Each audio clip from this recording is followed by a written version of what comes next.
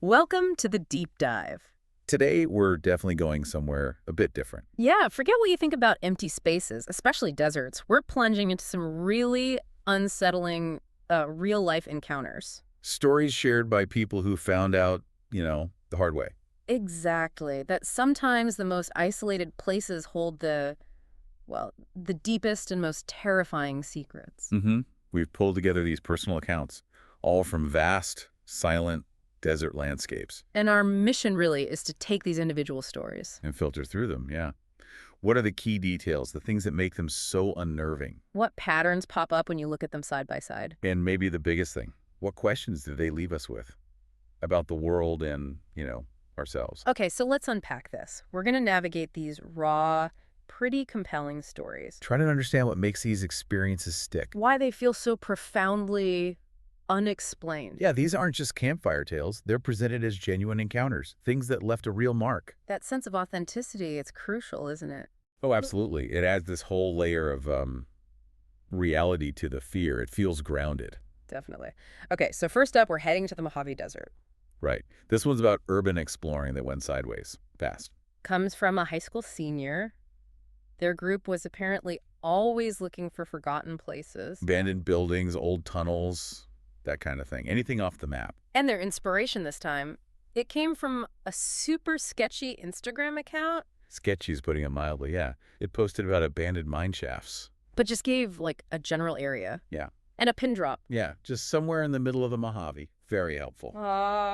Right. Apparently, their friend Charles, this is the quiet one who always found the weird spots, he saw this and was immediately hooked. So Charles gets this cryptic location. One Saturday, he piles into a Wrangler with the narrator and their friend James. And the spot Charles marked was seriously remote. How remote are we talking? They turned off the main road almost half an hour before, and the dirt track they were on, well, it barely qualified as a road. Oh. And they just drove and drove. For hours. The narrator says, no signs, no structures, no landmarks, just endless nothing. Driving in circles, getting further out, zero cell service.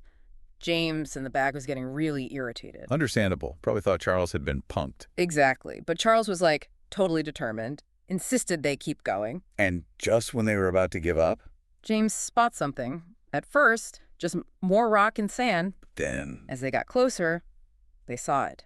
A half-collapsed wooden structure built into the side of a slope. wow, it was real. Unmistakable. An old mine shaft entrance. Part of it was caved in, but there was still this dark opening behind rotting support beams. What did they do? Charles immediately pulls out his offline map, drops a pin, Naturally. and apparently just turns to James and says, "Told you."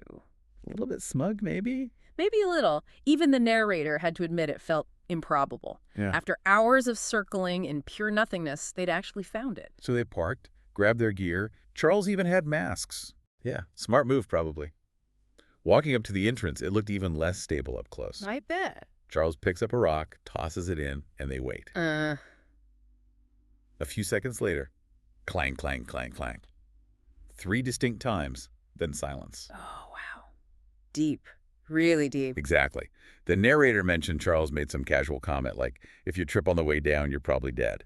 Not exactly reassuring. Not the pep talk you want, no. Okay. The descent wasn't straight down, it sloped steeply. Okay. Ground was loose. But those old wooden beams, somehow they still felt solid enough to trust. Apparently. Brave. Or maybe reckless. Maybe a bit of both. Yeah. And the deeper they went, the more the environment changed. How so? It got significantly colder and quiet, like Oh. eerily quiet. The kind of quiet that presses on your ears. Yeah, and the light from the entrance eventually just disappeared. Total blackness without their lights. And they reached the bottom. What felt like the bottom. The shaft leveled out, opened into wider tunnels branching off. What did it look like down there? Pretty much exactly what you'd picture. Yeah. Rusted rails, half buried in dirt, thick layer of dust everywhere. Scraps of wood and metal. Yeah, all that stuff. And the air felt stale, which made those masks a pretty good idea. So they picked a tunnel and started walking, flashlights cutting through the dark. Right, just total blackness otherwise. There wasn't much to see. Seemed like anything valuable had been hauled out decades ago. But then, as they walked, they heard it. what? Something faint, coming from further down the tunnel. Oh, A scraping sound. like what? Like metal, maybe? Hmm? or wood being dragged along the ground. Okay, that's creepy. At first, the narrator thought he was imagining it, but Charles had stopped too. James motioned for them to cut their lights. Oh, man. So they're standing there in total darkness, listening. Yeah, just listening to that sound. It's one of those noises in the dark, right? Just immediately sets you on edge. What is making that? Why is it dragging something? It came again, the scraping. And this time, it sounded a little closer. Hard to tell with echoes, I guess. For sure. But it seemed to be slowly getting louder. They just stood there, frozen. Yeah. Felt like forever in that absolute black. Then what? James accidentally flicked his flashlight on. Just for a split second. Oh, no. And the scraping sound stopped. Instantly. Dead silent again. Okay. And then, deep in the tunnel, a loud, sharp, metallic clang. Like whatever was being dragged just got dropped. Exactly.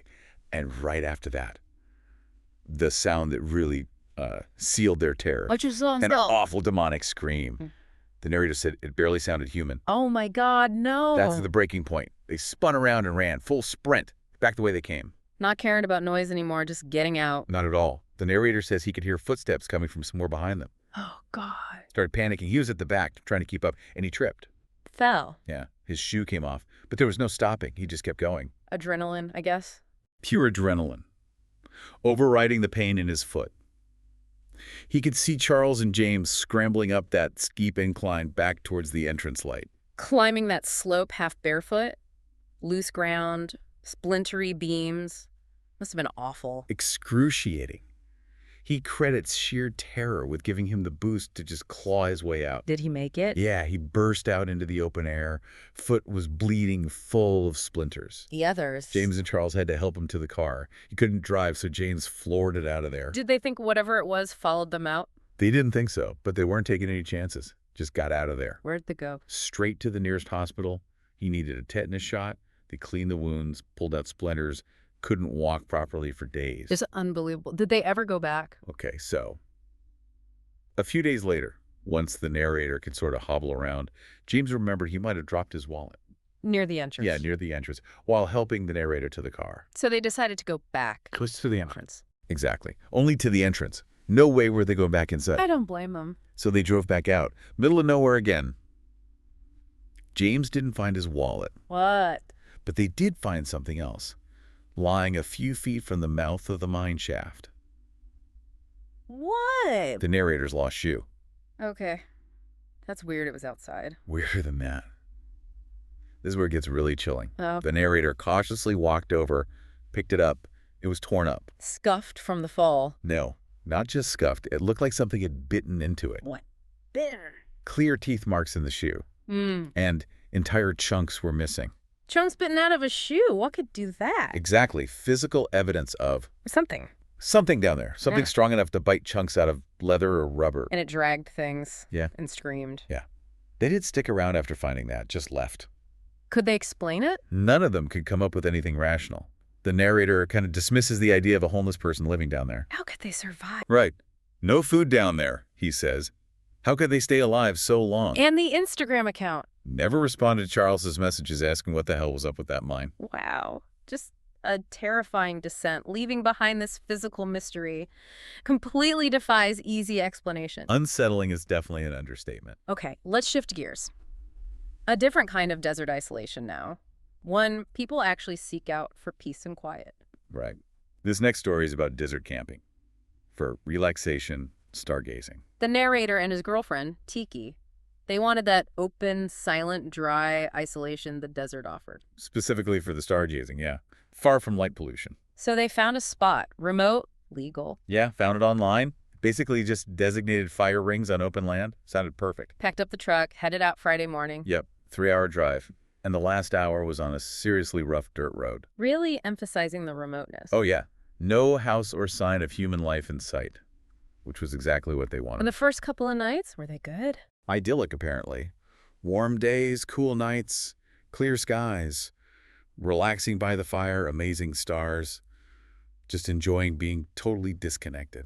Okay, so perfect setting, which usually means something's about to go wrong. That peaceful context is definitely key for the dread that starts to creep in. Because both nights, they heard something strange. Yeah. Not close, somewhere way out in the distance. What kind of sound? A low, drawn-out sound like a howl or a moan. Didn't sound quite human, but not exactly like any animal they knew either. What did they think it was? First night, they stopped, looked at each other, maybe a bit uneasy. Eventually just laughed it off. Coyote, mountain lion. And the second night? Heard it again, around the same time. Again, just kind of dismissed it. Desert wildlife, you know. Still. Dismissing strange sounds when you're completely alone out there. Maybe not the best move, no. Yeah? Because on the third night, things escalated. Big time. What happened? The narrator woke up. Too soft. Footsteps outside the tent. And he said he knew immediately this wasn't an animal. The steps were too steady and slow. Too deliberate. Oh, that's terrifying. What did he do? He froze. Just lay there in the dark tent, heart pounding. Couldn't move. Couldn't even whisper to wake Tiki. Just listening. Where were the steps going? They didn't circle the tent. They stopped. Just a few feet away. And then... Absolute silence. He just lay there, staring at the tent ceiling, barely breathing, for what felt like forever. God knows how long. Just waiting? What is standing there? Silently. Right outside your tent. The mind races, right. What could be? Then out of the silence, he heard it. A sharp, unmistakable sound of a lighter. A lighter. Oh, no. And he saw the small orange glow appear through the tent fabric. Maybe waist high, just a few feet off to the side. Just watching that little flame. The person holding it kept the flame steady for a moment, then started waving it slowly. The tension must have been just unbearable. And then the flame got bigger, way bigger. Like they lit something else. Yeah, like a torch or something. And then they just dropped it. He heard this dull thump. A second later, the side of the tent just lit up, caught fire instantly. The heat rushed in fast. Oh my God, they tried to burn them alive. Seems like it. That sudden heat, the sight of the tent burning, that finally broke through his fear. Snapped him awake. Yeah. Yelled to Tiki and they just scrambled, throwing anything they could grab out onto the dirt. Then got out. Sprinting out of the burning tent, grabbed a water jug, dumped it, started stomping at the flames. Did they put it out? Managed to get it under control, yeah. But half the tent was completely ruined. Wow. Okay, so fire's out, immediate danger gone. But now what? Now they're left with a burning tent and the knowledge that someone or something just tried to set them on fire. Did they see anyone? The narrator grabbed his flashlight, frantically scanned the whole area around the tent. Nothing. No one. Vanished. So they just started packing up. Packed up what wasn't ruined, fast as they could. Pitch black. No landmarks. Yeah. They tried speed walking towards where they thought the truck was. In the dark. Yeah. After a few minutes, it was clear they were turned around. Disoriented, lost in the dark. Oh, it gets worse. And after about 10 minutes of stumbling around, he heard it again. The sound. That same distant scream they'd heard the first 2 nights. But this time... This time, it didn't stop. It just kept going. And then another scream started from somewhere else. Another one. And then another one. Oh, God. Multiple. Yeah. Coming from behind them. Not one thing, but multiple things. Out there. Screaming. Okay, if we connect that back, those first howls maybe weren't coyotes after all. Maybe they were these things, whatever they were, just further away before, now they were closer. And there were more of them. What did they do? Run. The narrator didn't say a word, just grabbed Tiki's arm and they started moving faster. Practically running in the dark now. Did they find the truck? By some miracle, he says, they stumbled right onto it. Threw their gear in. And just got out of there. Narrator peeled out as fast as that rough road would allow in the dark. Driving like mad. That drive must have been terrifying. Fast, rough road, total darkness, knowing those things were out there. Pure desperate survival mode. Yeah. When did they stop? Didn't slow down until they finally hit the main road, saw other cars. Relief must have been immense. Mookie. Barely holding it together, he said. He admits he wasn't much comfort either. Did they call the police? Yeah, they did. Reported it all. But his chilling takeaway from the whole thing, What? being a light sleeper, saved their lives. If he hadn't woken up to the footsteps... They would have been asleep when the tent went up in flames. Exactly. That single detail was maybe the only thing protecting them. Highlights just how vulnerable you are out there. Absolutely harrowing. Okay, one more. This one's different again. A desert encounter that intertwines with a really deep, unsettling family mystery. Right. The narrator here was driving through the Arizona desert, long road trip, talking on the phone with their mom. And there's some important background on the narrator's family, right? Crucial background, yeah. They're Mexican-American. Yeah. And always had suspicions about their mom's past in Mexico. She avoided the topic. Completely. changed the subject, made jokes. What they knew was minimal. Grew up in a border town, northern Mexico. Her dad worked for the government. Never talked about her own mother. Any clues at all? The only thing was this childhood joke she made sometimes about one side of the family being politicians, the other being crooks. But she could never tell which was which. Not really a joke, maybe. Maybe not. And there was one specific, very vivid memory from childhood that stuck with the narrator. What's that? One night, walked in accidentally on their mom, talking quietly on the phone. In Spanish, repeating its specific name. The narrator just calls it R. When the narrator turned on a light and she saw them, she immediately hung up. Gave them this look the narrator describes as terrifying. Never seen it before. Wow. So that name R is loaded. Deeply loaded. Yeah. And all this suspicion is simmering in the background as the narrator's driving, just chatting about soccer with their mom. And then they see something up ahead. Yeah. Something blocking the road. 2 pickup trucks. Parked deliberately across it. Didn't look like an accident. So they slow down, confused. Right. And before they could really react, 3 armed men jumped out from the trucks. Armed. Yeah. And then another car pulls up fast behind them, trapped. Boxed in, unarmed. Compliance was the only option. Absolutely. What did the men do? Immediately started demanding stuff. Phone, keys, wallet, belongings. Speaking Spanish. Which the narrator didn't understand. No. Adding to the helplessness. Realizing they're about to be robbed. Stranded in the middle of the desert. This is where it gets really weird, though, right? Completely unexpected turn. One of the armed men gets into the narrator's truck. Okay. And the narrator realizes they never hung up the phone with their mom. The call was still connected. Truck was still running. So the mom heard everything. Presumably. And the man in the truck sees the phone, hesitates, then picks it up and starts talking to the narrator's mom in Spanish. Yeah. Talking to the mom through the phone during an armed robbery. Exactly. This is the crucial, terrifying moment. The narrator can't understand most of it, but they're 90% sure they heard the man repeat the name R a few times. Or the name from childhood. The same name. Right. Like he was confirming he heard it correctly from the mom on the phone. Whoa. Okay. So this isn't random at all. Suddenly, no. The mention of that name changes absolutely everything. What happened then? At some point, the other men outside realize what's going on. They approach the truck. Yeah. The man inside rolls down the window, speaks to them in Spanish. After he finishes, all 3 men turn and just stare at the narrator. Stare. As if sizing them up. Like the narrator's identity suddenly mattered because of the call, because of R? That's exactly how it sounds. The shift in their demeanor after that call must have been intense. So the conversation ends between the mom and the robber. Yeah, he hangs up the phone. Yeah. And then, astonishingly, they hand back all the narrator's belongings. Everything. Phone, keys, wallet. Everything. Yeah. Except the cash that was inside the wallet. They kept the cash. Yeah. One of the men looked at the narrator, smiled, and with a thick accent said one word. What word? Tax. Tax. What does that even mean in this context? Right. It implies something deliberate, something connected, not just a random stick-up. The narrator describes this feeling of immense relief, but also total confusion. I bet. What happened next? Narrator drove away, obviously, saw the 3 vehicles speeding off into the desert, away from the road. And noticed. None of them had license plates. Okay, yeah. Lack of plates, the ambush, armed men. Clearly illicit activity. But the outcome, Yeah. returning everything but the cash after that phone call, mentioning that specific name, it defies a simple criminal explanation. So what did the narrator do? Call mom back. Immediately.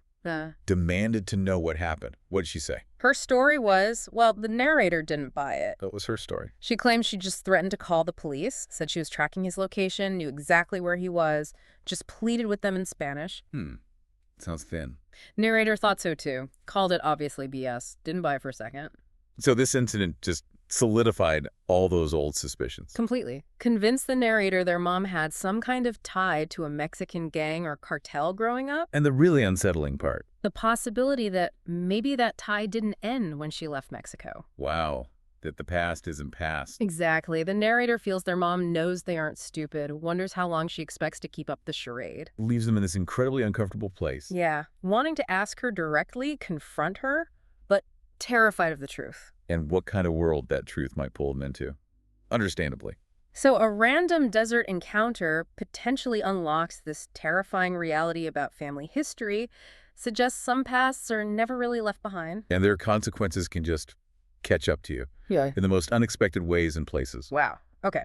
So when we look at these three incredibly different personal deep dives, these desert encounters, what really stands out when you put them all together? Well, you definitely see how the sheer isolation, the vastness of the desert. It's not just a backdrop, is it? No, it becomes almost like a character in these stories. Yeah.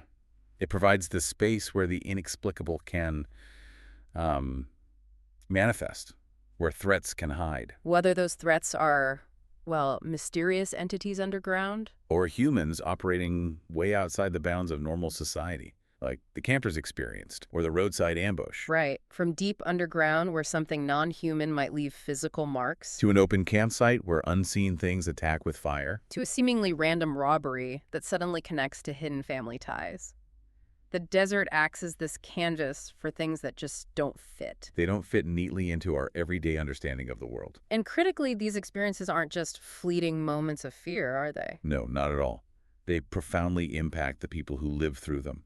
They shatter their sense of safety. Make them question what's real. And in that last case, force them to grapple with the possibility that their own family history is far darker, far more dangerous than they ever imagined. They stick with you, these stories, because they expose the fragility of, our perceived reality. The idea that there's always a rational explanation. Sometimes an explanation's available, even from the sources themselves. They just feel inadequate. Utterly inadequate to cover the terror, the Yeah. specific details. Yeah. Like teeth marks on a shoe. Or a text collected via a phone call about a hidden name.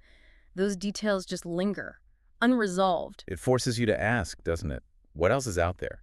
In those vast, empty spaces we tend to ignore. And maybe more unsettlingly, what secrets might be hiding in plain sight, woven into our own lives? Just waiting for the right or maybe wrong moment to emerge. It's fascinating and, terrifying how these really different accounts all share that core element Stepping into the unknown. and encountering something that fundamentally shifts your perspective on the world around you. Absolutely. Whether it's physical evidence like that torn shoe or the destruction of a tent. Or a chilling conversation overheard that points to a hidden history. These experiences leave marks. Marks that go way beyond the physical. They stay with you. They reshape how you see those seemingly empty places. Which really raises an important question for all of us, I think. What secrets might be hidden in the places we least expect? And are some pasts ever truly left behind? Yeah. Or do they always somehow find a way to catch up?